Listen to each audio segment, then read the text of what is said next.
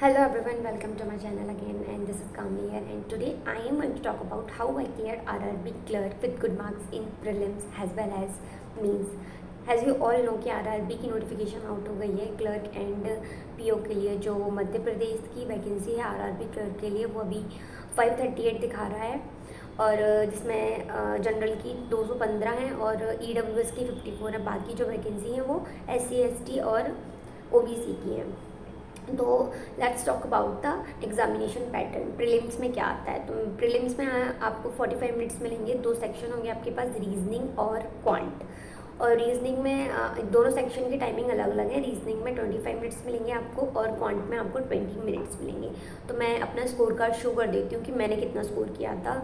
अब मुझे रीजनिंग और क्वांट का याद नहीं है, आप देख सकते हो। मैं टोटल बता देती हूँ। मैंने 75.5 स्कोर किया है आउट ऑफ 80, और कट ऑफ जो था वो 70 था प्रीलिम्स का 2024 में।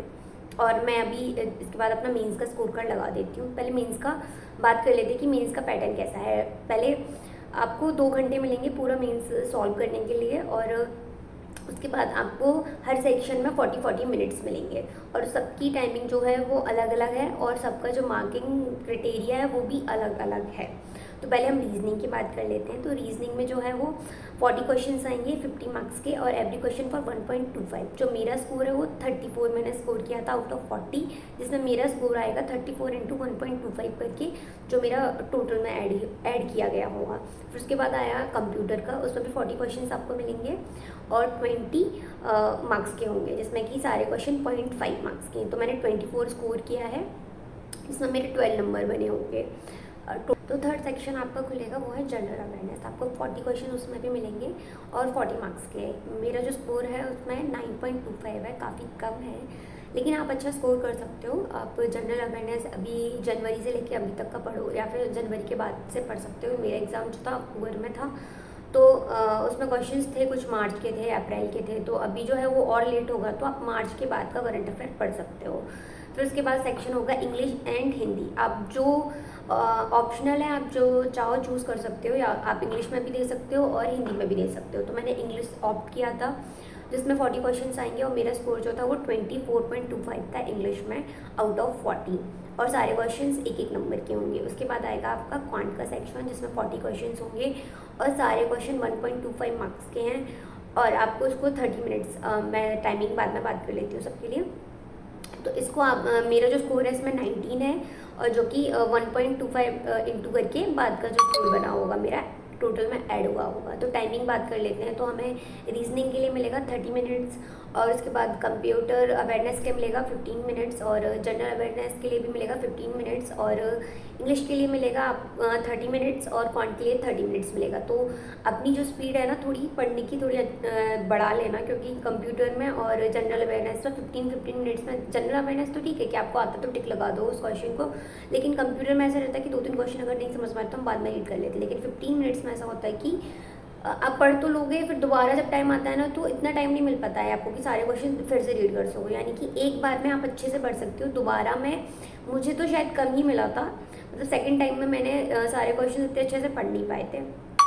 तो अपने दिमाग में रखना कि स्पीड थोड़ी अच्छी हो, सारे क्वेश्चन आप जल्दी जल्दी पढ़ लो, और जो आते हैं वो जल्दी जल्दी टिक कर लेना। Basically RRB clerk examination is all about speed and accuracy. जो हमारे पास टाइम होता है वो बहुत लिमिटेड है, तो हमको अपनी स्पीड को भी अच्छा बना के रखना है, सारे क्वेश्चंस अटैम्प्ट करने हैं, और अपनी जो एक्यूरेसी है उसको भी 100% रखना पड़ेगा, क्योंकि कट ऑफ जो है वो ऑलमोस्ट 90% जा रहा है। यानी कि 80 में से आपको 70 से ऊपर ही लाने, जो अभी लास्ट ईयर 70 था, मे बी 72 भी चला जाता है। तो हमको ऑलमोस्ट 75 प्लस मार्क्स स्कोर करने हैं RRB क्लर्क के प्रीलिम्स में।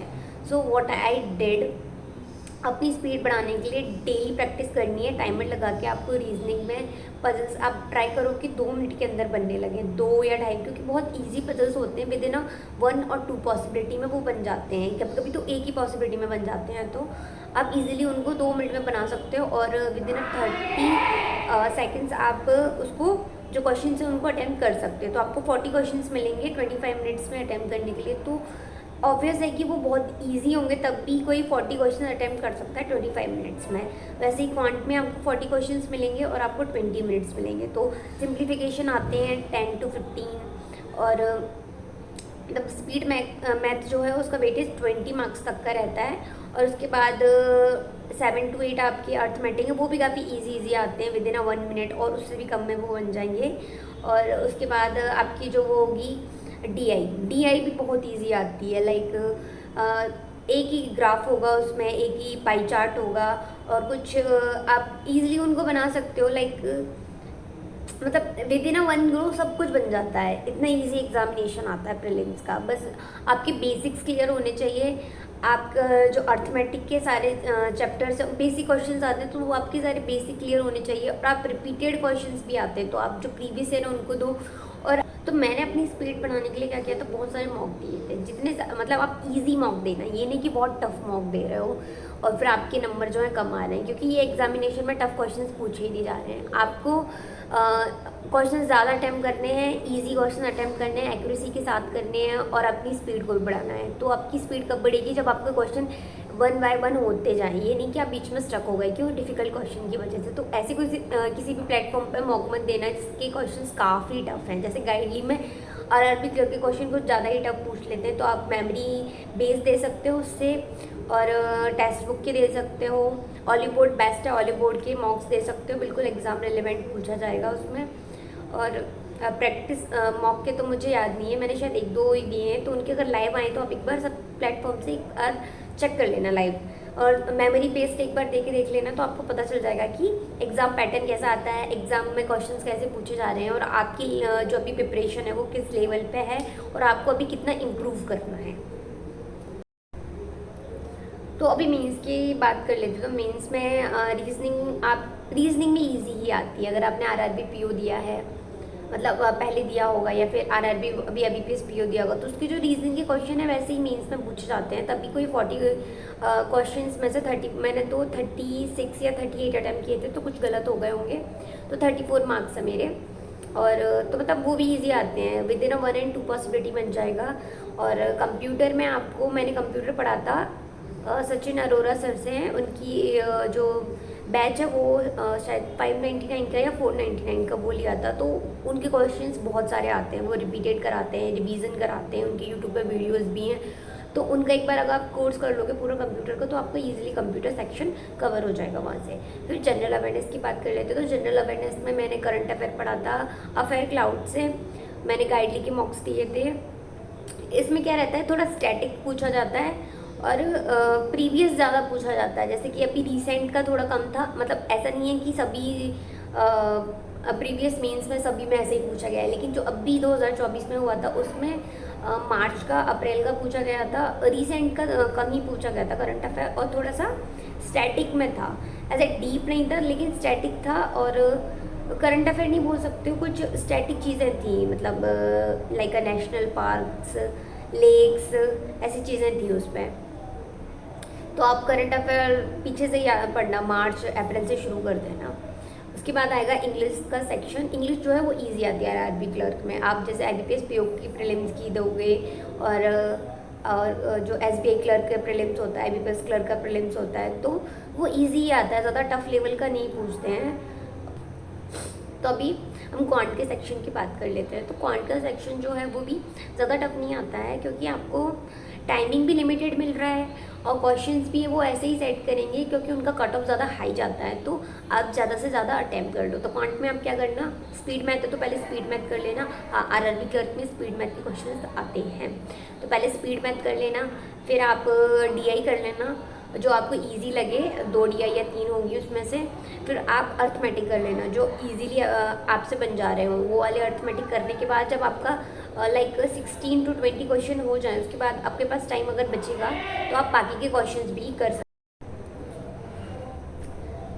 सो at last I will say कि स्पीड जो है वो डेली प्रैक्टिस से आएगी, और जो एक्यूरेसी है वो आपके बेसिक स्ट्रांग होने से आएगी। फिर आपके अंदर जो कॉन्फिडेंस है वो इतना हो जाएगा कि आप जब क्वेश्चंस अटैम्प्ट करोगे तो आपको पता होगा कि अगर मैंने ऐसे तुक्का मार दिया इसका आंसर ये, तो ये नहीं होगा।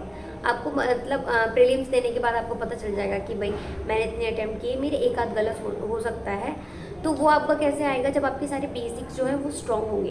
This examination is all about basics. आपकी बेसिक्स अच्छे होने चाहिए। ये नहीं चाह रहा है कि आप पिक करो क्वेश्चंस को जो आपसे बन रहे हैं, आप अपने हिसाब से मीन्स में सेलेक्ट कर रहे हो कि ये करना है, नहीं, ये आपको सारे ही क्वेश्चन अटेम्प्ट करने हैं कट ऑफ हाई की वजह से और क्वेश्चन ईजी होने की वजह से। तो आपके जो बेसिक्स हैं वो क्लियर होने चाहिए, जिसकी वजह से आप ज़्यादा से ज़्यादा क्वेश्चन अटेम्प्ट कर सकते हो और अपनी जो स्पीड है वो बढ़ेगी। तो अब ऑब्वियसली ज़्यादा क्वेश्चंस अपने आप ही अटेम्प्ट हो जाएंगे। और जब आपके बेसिक्स क्लियर होंगे तो जो क्वेश्चंस में आप अटक रहे हो या फिर जो क्वेश्चंस अभी मॉक्स में नहीं बन रहे हैं तो एग्ज़ाम टाइम पे आएंगे, तो अभी आप उनको क्लियर कर लो कि ये क्वेश्चंस कैसे सॉल्व हो रहा है, तो एग्ज़ाम टाइम में अगर आएगा तो आप उसको भी सॉल्व कर सकते हो।